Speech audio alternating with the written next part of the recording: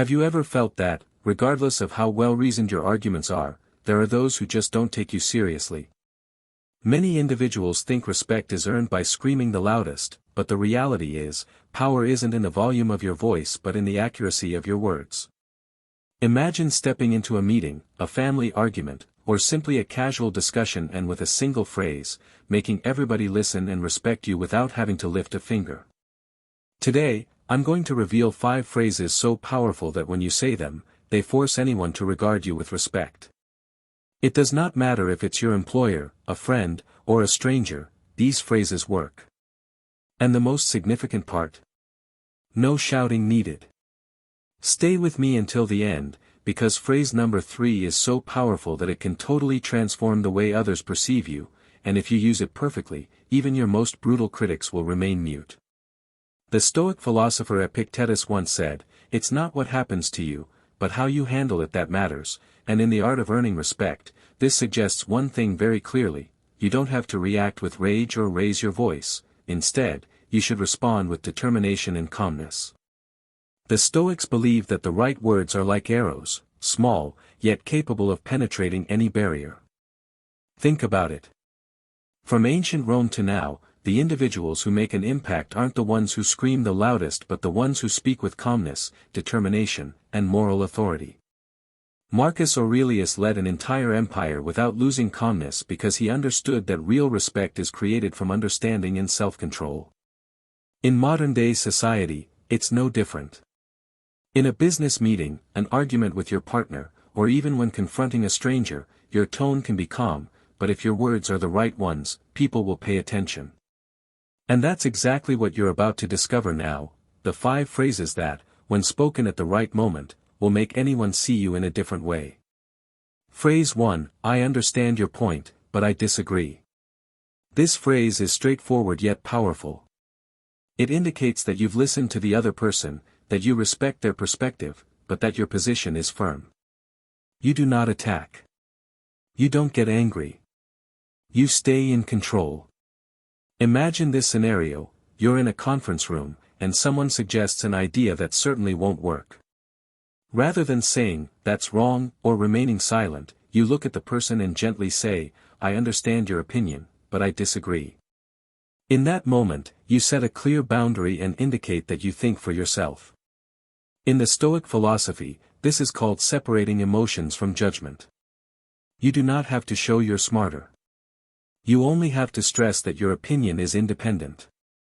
The enigma of this phrase is that it avoids direct confrontation but makes a lasting impression of respect in the mind of the person who hears it.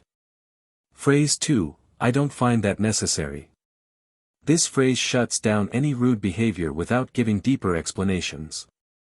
It's clear, firm, and difficult to question. If you use it, you make it clear that there are boundaries you are not willing to cross. Imagine if, in the course of a conversation, someone makes an inappropriate comment or an awful joke. Rather than laughing along or keeping silent, you look them in the eye and say, I don't find that necessary. That simple phrase causes the other person to evaluate their attitude, since it indicates you're not prepared to validate anything you consider wrong. The Stoics believe that personal dignity is an unseen shield. Seneca said that he who respects himself will be respected by other people. And this phrase, used with calmness, is a straightforward way of showing that you respect yourself without needing to engage in an argument. Phrase 3, let's talk when we can do so with respect.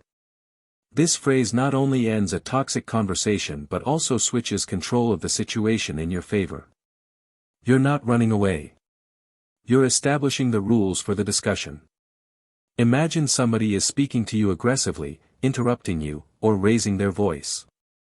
Rather than matching their tone, you take a deep breath, remain calm, and say, let's talk when we can do so with respect. In that moment, the dynamic shifts.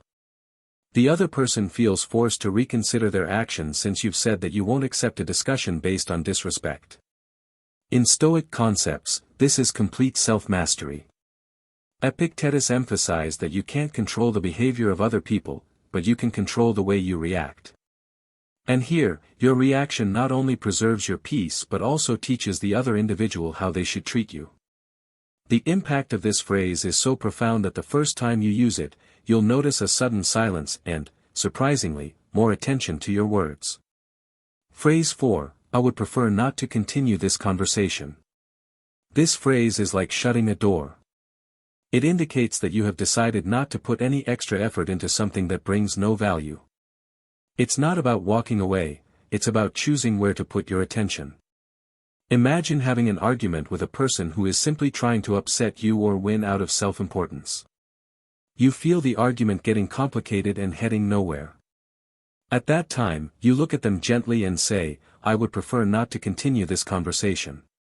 With such comments, you restore control, end the tension, and indicate that peace of mind is worth more than getting the final word. Marcus Aurelius once said, the best revenge is to be unlike him who inflicted the injury. This phrase is a current application of the concepts. You don't fall into the same game, and that makes you greater in the eyes of other people. Phrase 5. That's your opinion, and I respect it, but I don't agree with it. This phrase combines two significant aspects, courtesy and determination. You understand the other person's perspective but emphasize your own without asking for permission or beginning an unnecessary confrontation. Imagine a friend, a coworker, or perhaps a family member insists on persuading you of something you don't understand. Rather than arguing point after point, you respond gently, that's your opinion, and I respect it, but I don't agree with it. With this, you shut the door to pressure, preserve the connection, and, at the same time, highlight your independent way of thinking. Seneca said that being a slave to the opinions of other people is the worst of prisons. This phrase is the secret to getting out that hidden barrier, reminding you that you can honor someone without giving up your own opinion.